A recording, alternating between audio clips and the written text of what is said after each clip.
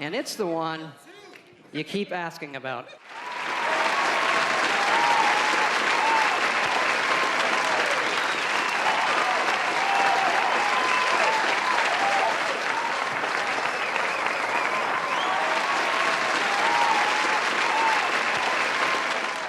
This has, by far, been the most requested video on the channel, so I really hope it lives up to your expectations, because I really do not like this game. Let's begin. Like our last two forays into the world of the Brooding Crusader, our journey begins in a prison, for there is nothing Batman enjoys more than beating up the criminally challenged. Well, things are off to an incredible start when some random idiot in a prison jumpsuit is able to hit me with little to no resistance on my part. I haven't played an Arkham game in months, and more so I haven't played Origins since it released in 2013, so I'm a little out of practice. This is going to be fun, I can already tell. Second attempt, things go how they definitely should have went the first time, and we interrogate the thug and then promptly break his neck when he is of no further use to us. If he ain't dead, he sure as hell ain't gonna be walking again anytime soon. The rest of the prison segment goes rather smoothly as you would expect, as this is the tutorial after all. That said, I'm not out of the woods yet, as before we can finish things up here, we have to fight Killer Croc, who is looking less like himself in the previous games and more like MK4 Reptile. Croc isn't too difficult, but don't let me fool you, he still caused me to reset about 5 or 6 times, mainly due to my horrible reaction times to his dumb AoE shock attacks. Thankfully, a few punches here and a few non-lethal explosions there, and we can claim victory over our little green friend. Well, now that we're back at the Batcave, the plot can start going somewhere as we learn that there are 8 assassins that we'll need to deal with to beat the game. Well, make that 7 as we already dealt with Croc. Wait, actually, no, it's 5 because Lady Shiva and Deadshot are optional, and you can guarantee I'm not going out of my way to fight a martial arts master and a man who never misses a shot in a playthrough that requires me to take no damage. Well, with almost half of the assassins technically already out of the picture, I'm feeling pretty confident myself. This confidence will not last long. First things first, we have to do a stealth tutorial, and I'm pretty sure you can't really mess this up so long as you do what the game tells you. So in other words, it goes by very smoothly. This is also where we get to use one of the coolest new features of the game, the new crime scene constructor. Nothing really to say on it, I just think it's neat. This is also where we meet the Enigma. Yeah, we're just going to completely ignore that while I head towards this bridge and get domed. In retrospect, I could have saved myself a lot of time if I actually cleared out and activated some of the towers so I could use them as fast travel points, but if it wasn't obvious by now, I was trying to just get through this story by doing the bare minimum. Next time, I avoid the fight in the bridge and head straight for the arms deal, being held right under this brightly lit clock tower. Where's the penguin? Well, now to get to Penguin, we must deactivate some jammers, which is scarily similar to exactly what we had to do in Arkham City. Almost like this game is just Arkham City, but worse. Unlike last time, however, I don't have an absolutely miserable time destroying these ones as they aren't guarded all that well.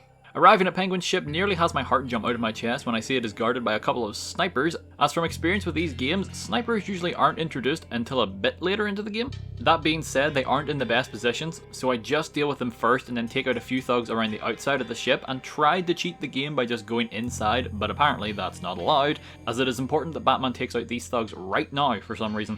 Lucky for me though, they all went to the Metal Gear Solid School of Patrolling and I proceed to take out this conga line of idiots. The first encounter inside the final offer, that's the name of the ship by the way, isn't anything too taxing. I do wonder why in situations like these though that the thugs don't open fire. Like, this guy watches me knock out his friend and just stands there pointing his weapon at me. Ah well, I digress.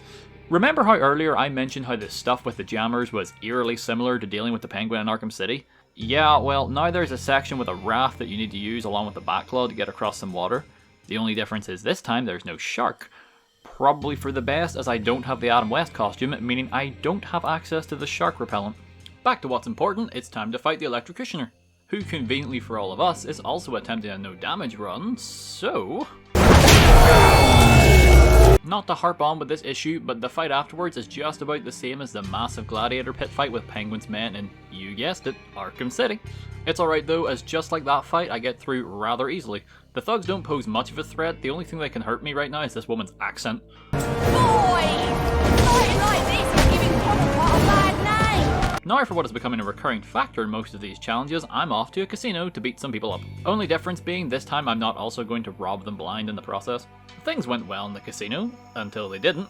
My terrible reaction times are once again on show here in full force. After dealing with those thugs that really shouldn't have been an issue if I'm being honest with myself, I suddenly remembered that a few more would run through this nearby door after I opened it. So I decided to actually think like Batman for once and left a trap to catch them off guard, and it worked surprisingly well. It's here where we also get to get rid of Tracy. The only downside is Batman didn't actually break her arm. Well, that and more goons rushed to stop us. I absolutely mopped the floor with them, and thus I celebrated in a way that would bring honour to my old Halo 3 clan. Next up is a short, easy stealth section in which the only thing of note that happened was when I tried to glide kick a guy and Batman seemed to have second thoughts on the matter. Who wants to see the absolute worst way to start a combat encounter? You idiots better please! You're welcome. Needless to say, next time I just use my fists and it goes much better. I always seem to get hit a lot when I'm trying to be fancy with gadgets. You would think I would stop using them, but you would be wrong. Anyway, we go to apprehend the penguin and... oh no. So yeah, here's the first real roadblock in our way, and by roadblock I mean mountain. I could just not remember what the best way for engaging him was. Just countering doesn't work, charging him down would only work for so long, and the Batclaw, while effective, he would start dodging after a while. Design-wise, this is my favourite part of the game. It is the one thing I really remember from my first playthrough all those years ago, but with the added stipulation of trying to do it without getting hit, made this an absolute nightmare. When I did eventually start making progress, and by that I mean getting him down to the point where I broke his mask, I would almost then immediately get caught off guard by his attack where I swear I pressed the counter button, but it just didn't work and then I would have to start all over. Add on top of this the fact that for some reason the load times for restarting the fight were about a minute long each time, and you can probably begin to see where the frustration sets in. This video was actually planned to be the video that came out on April 2nd after I came back from my hiatus, but this right here is the reason that it took so long. After nearly an hour of attempts where I got nowhere, I ended up putting the game down and didn't pick it back up again for nearly 3 weeks. Turns out though, all I needed was a break, because coming back after those 3 weeks, the fight went a lot smoother. The strategy that worked for me in the end was landing about 2 to 3 basic punches and then following that up with the Batclaw slam until I got a multiplier at 8, and would then immediately use a special takedown for a little extra damage. Even though that sounds incredibly simplistic, I still have the fear as I could never quite remember how many times his attacks needed to be countered in each of his phases, so I was still on edge the whole time. Except for this one moment where I had to pause the game because, well, my pizza arrived. But on the bright side, after all the blood, sweat and tears this caused me, I got a Steam achievement. Yay! Well, with that nightmare behind us, Batman can flex his tightrope walking expertise while I find a way out. You're probably all wondering, Nerbit, what do you mean find your way out? The exit's right there. And you would be correct, random viewer, but as I have stated many times, I remember almost nothing about this game and for some reason came to the conclusion that I had to go back the way I came. Which resulted in me basically going in a massive circle that did nothing but waste my own time and by proxy yours because I had to explain it to you all. Anyway, once my brain starts doing its job again, I make my way outside and head for Black Mask's house, where he has apparently been murdered by somebody named the Joker. That's odd, I wonder who that could be. No time to think about that right now as it's back to the Batcave to get the concussion detonator, which I think I used a grand total of once and then never thought about it again. Now it was time for Batman to stick it to the man as we are breaking into the police station. The stealth section outside was nothing special, just your usual affair of a single sniper overlooking a few spread out mooks, so it didn't cost me any resets, which is a nice change of pace after the ordeal with Deathstroke. Once inside, we begin assaulting the hardworking boys in blue for no reason other than they are kind of in my way. Even though I do know you can beat up all the guards in this room, I just instead sneak past, as let's be honest, we want to get a move on and not be stuck in here for about 30 minutes. I thought I was being clever when I attached a fire extinguisher to this guard, but it ended up getting me sucker punched in the jaw when they began flailing around wildly. Next time, however, and a few well-placed bat claws and batarangs do the trick. I also applied the same strategy in the next room where the cops were beating up a hobo. I also nearly began beating him up myself, not quite sure why, but I did. Next up was another stealth section, and it was here where I finally employed my old strangle and boom technique that worked so well in the last 2 games. Spoiler alert, it worked very well here and most of the stealth sections from here on out. That said, by the end of the encounter I just threw caution to the wind and jumped down and started throwing hands, which if I'm going to be honest went a hell of a lot better than I could have hoped. The next room is where I finally decided to use the concussive detonator for the first time, and was promptly put in my place by the SWAT team for it, and therefore it was shelved and never used again. The fight was rather straightforward when I didn't try using it, nothing too difficult yet, but we are now at the point where the game is about to start throwing more, shall we say, complex enemy types our way. Right afterwards, I realised I may have played too much of Asylum in my life when I tried to open a door by throwing batarangs at it multiple times first before I even considered walking over and pushing the button. Once we're through that simple door button puzzle, we grab the disruptor and begin making our way back, but now all the prisoners are out of their cells because of course they are.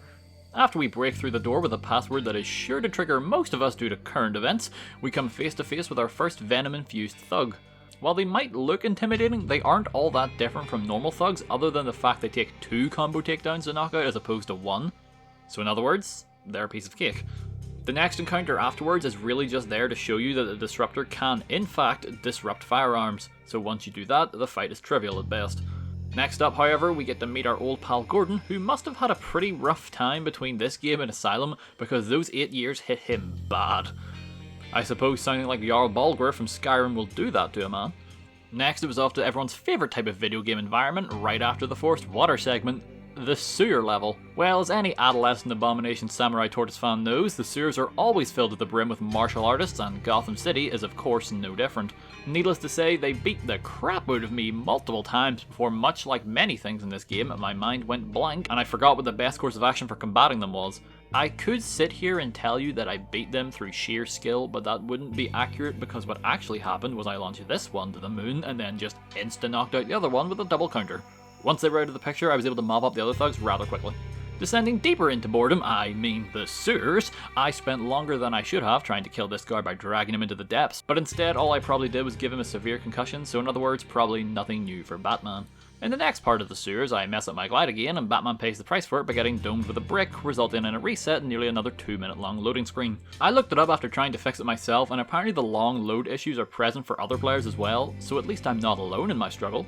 Since Batman then remembers he is indeed Batman on the second attempt, I actually land the glide kick and get through unscathed. That being said, however, when I use the elevator to the next room, I got stuck in an unblockable mix-up by these 2 guards and have to watch in horror as Batman is mildly annoyed in the process. I attempted to apply brute force tactics by running in and just mashing the hell out of the punch button, but that went about as well as you'd think.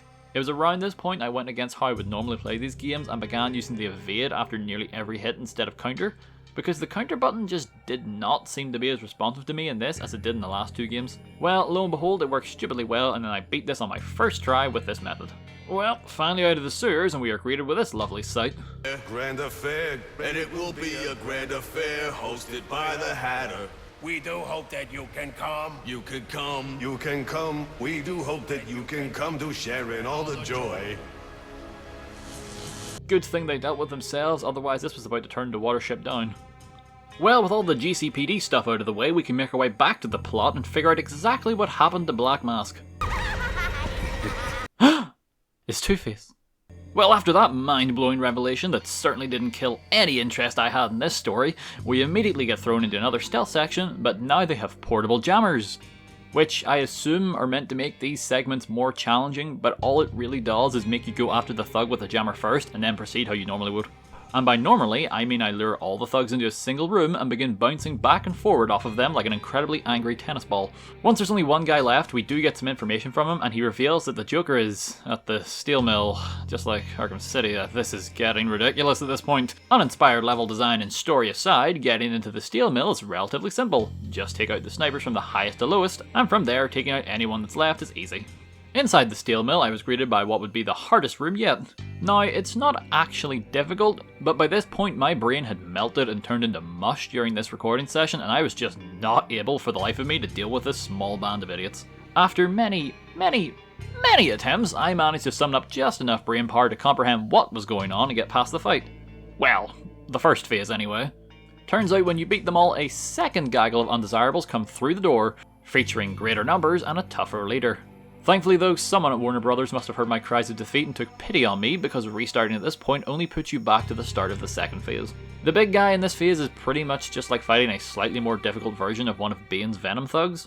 You just have to use the special takedown to rip his armor off and then beat on him like you're trying to cook a chicken by slapping it until his bones become comparable to jelly. From there, taking out the rest of the thugs was pretty much pain-free. Also, am I the only one who thinks that the speed in which these steel beams hit this wall should not have been anywhere near enough force to make it fall apart like this? Next up is another simple stealth room game that can be summed up as explosion, explosion, strangle, strangle. I did manage to knock out this one thug by intercepting him mid-air with a glide kick, so that was kinda cool. We also managed to save the real Black Mask, but not before we end up getting poisoned and start hallucinating horrible things that may befall the Caped Crusader in the future.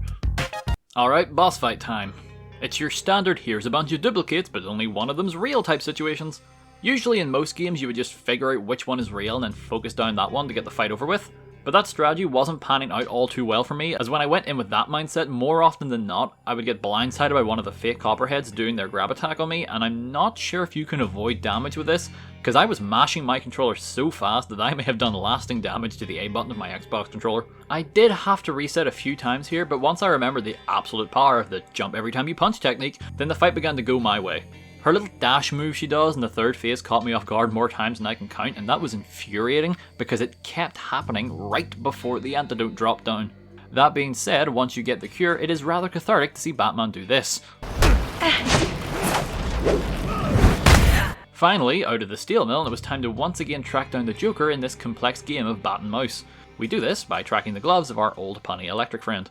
I should also note that this entire time I've been putting all my points into the combat tree to try and trivialise as much of the combat as I can going forward. So by this point I have unlocked the multi-ground takedown, which now makes the once annoying martial artist a non-issue, especially in crowded situations like in the garage here. After that, there's another easy if long stealth section, which by this point are becoming far too repetitive to talk about, as my strategy doesn't change because, as you can see from the footage, there's no real need to. Electrocutioner is also back for that rematch he wanted. I think we will chalk this up as another victory for Batman. On the bright side, this is where we get the shock gloves, which, while they may make Batman look like he has shovels for hands, they absolutely break any challenge the game has in combat encounters from here on out. As if I can get them charged up without getting hit, I can just mash the attack button and get pretty great results. That being said, I noticed what I could only describe as a glitch checkpoint, as further on up I did get hit during this small arena fight on 2 different occasions and had to load back, but each time I did, I restarted at 2 different locations. Good to see that random glitches have begun following me even outside Bethesda games now. One thing I do remember about this part of the game is this stupid camera angle you get once you reach the rooftop. Like, I get it, you're meant to be seeing things from the perspective of the camera on the helicopter, but my god, I can't stand when camera controls are taken away from me in games like this. I would probably go off on more of a tangent about this, but the truth of the matter is that I stopped having fun with this game about 4 hours ago at this point, and was essentially just going through the motions trying to get to the end. After about, 9 or 10 attempts, I get lucky and was able to persevere long enough to make it past. That said, it was not much of a victory, as in a few moments I would be back down there with an even more stressful encounter. I did answer the age-old question everyone has every time they play a new game, and that is whether random fire hurts you. I can confirm that they do in Arkham Origins. You're welcome. Here we are again with another boss fight and another reason for me to briefly consider breaking Batman's one rule. Bane's first phase is simple enough, just land hits to do a takedown, do that a couple of times and it's over with. Easy peasy, right? Yeah, well, phase 2 is where the real challenge is. It's at this point that Bane decides that apple Kool-Aid should become one with his bloodstream, and thanks to the added artificial flavours and vitamins, he has become an absolute freight train of power. At this point, attacking him head on just doesn't work, and instead he needs to be ultra stunned, which is something I forgot existed until now. And from there we can beat him up until we have a high enough combo to rip out one of his tanks, and then from there repeat the process until the game decides I've been punished enough. With all this in mind, however, just getting to the point where I can stun Bane is a struggle because of this one move aptly named the Bane Train. It looks fairly similar to the Titan charge he would have used in Asylum, except this time throwing batarangs at him does nothing, and to make matters worse, his tracking seems random at best and broken at worst. Sometimes you'll dodge out of the way and he'll just run past you and he will stop once he hits a wall, as it should be. But then, like the other 50% of the time when you dodge out of the way, Bane will just seemingly at random immediately adjust to your position, giving you 0 time to react, resulting in you taking guaranteed damage no matter what. Let's not mince words here, this is bullshit. I've made it clear that I am not the biggest fan of this game, but this honestly annoyed me more than anything else in the game so far, due to how out of my control it felt. The only time when I was sure that I wouldn't be hurt by the charge was ironically enough when there was other thugs nearby, as the evade maneuver you can do over their heads has invincibility frames, meaning if I timed it just as Bane was charging, I could not take any damage even if I was right next to him while he was charging. Needless to say, when I finally managed to get an attempt where I got to the end without getting hit, I didn't feel like I accomplished anything, as it felt like it wasn't down to any skill on my part and instead was just dumb luck.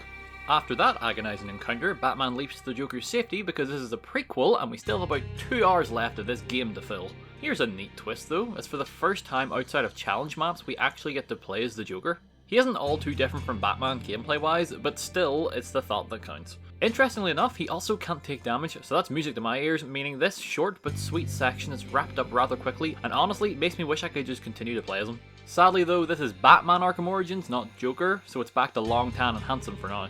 This is also where we get the glue grenade, which is just the freeze grenade from the last game, but now it's glue. Well, with the power of glue technology at our disposal, we make our way back to the GCPD and into the morgue to find that the Venom thug from earlier is now dead and that we can use this to lead us to Bane. To be honest, we are probably the reason he's dead, as you know, multiple fractures and untreated head injuries will do that to someone. Anywho, we follow the tracker back to an uncharted part of the sewers and deal with a few of Bane's apple-flavoured friends on the way, before making the shocking discovery that Bane has figured out that Bruce Wayne is indeed Batman. He probably figured this out by looking at a lot of pictures of men's chins on Google before finding the right match.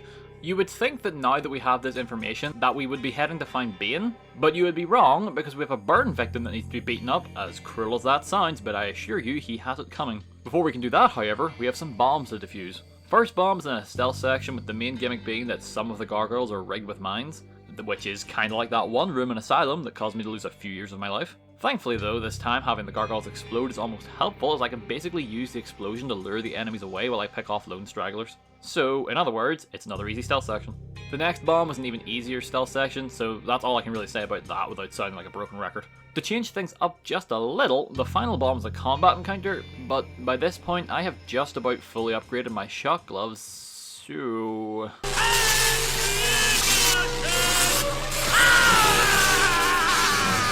The last few armed thugs we encountered right before Firefly may have been some of the dumbest enemies I've fought so far, as I just lured them into the tunnel, dropped a smoke bomb, and then proceeded to knockout smash them all to oblivion. With the bombs out of the way, it was on to Firefly.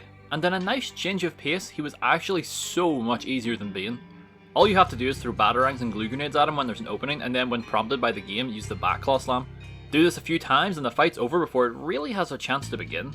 This isn't to say that I didn't have to reset here, but compared to Bane or Deathstroke, this was an absolute cakewalk of a boss. After that's finished with, we meet up with Gordon and get him a gift to help him relax after the stress he must have endured having to disarm that last bomb. Now we can head back to the Batcave, and big surprise, it's nothing but rubble after the tank-shaped man strolled on through. We are able to use the shock gloves to bring Alfred back from the brink of death, although with the force Batman strikes his chest here, he may end up wishing he was dead. Now after all this time, we are finally at the end game, which ironically takes place back at the same place where the game started, only now with the added difficulty of endgame thugs, yet it still has death scenes from the start of the game before you know the twist about Black Mask. Oops. The most notable thing that happened on the way to the final boss was this one thug who sort of glitched into the railing during the stealth section and just wouldn't move. We were able to put him out of his misery, but in the end he was the real winner because, I mean, just look at that sick grind, bro! Well, this was it. It was now time for the final battle, and I don't really know what to say here, as it is literally the exact same Bane fight as before, only with more of his thugs here to help him out. And if you recall from earlier, the more thugs on screen the better, as it becomes a lot easier to evade over them and abuse the iframes. So therefore, this actually ended up being a lot easier than the first Bane fight. Go figure. In the words of a very wise man, however, It's not over yet! This is because there is a second phase to this fight, and it's a stealth section. It isn't exactly challenging, more so time consuming. You just hide in the grates and around corners until you can sneak up on Bane and then either hit him with a stealth takedown or slam him into an electrical wall for maximum damage. Even if he does spot you, you can just spam glue grenades to hold him in place until you can get away. So yeah, in another shocking twist, this final phase of the boss is the easiest in the game. That said, there is one last fight, and that's fighting side by side with Gordon to deal with some thugs. Well, I say side by side, but as it turns out, Gordon may just be the hero this city needs, as he is able to down every thug pretty much in one hit. So I just stand back and watch, as honestly, I feel I would just be slowing him down. So, after Gordon has finished making a fool out of me, it's off to the chapel to confront the Joker with QuickTime events. And then immediately fail one of them, because my brain assumed that I had to do a blade counter here, and I was wrong. It instead wanted me to mash the button. So next time I do just that and begin laying the smackdown on the Joker, ending the game, and after what has been about 6 months of waiting for all of you, can finally confirm, yes, you can indeed beat Batman Arkham Origins without taking any damage. Okay, as I stated at the beginning, I'm not this game's biggest fan at all, but you guys have shown so much love for the other two Arkham videos that I was going to make this video no matter what, just to show my appreciation for your support. So I really hope the video was worth the wait. As for me, I have just one last thing to do.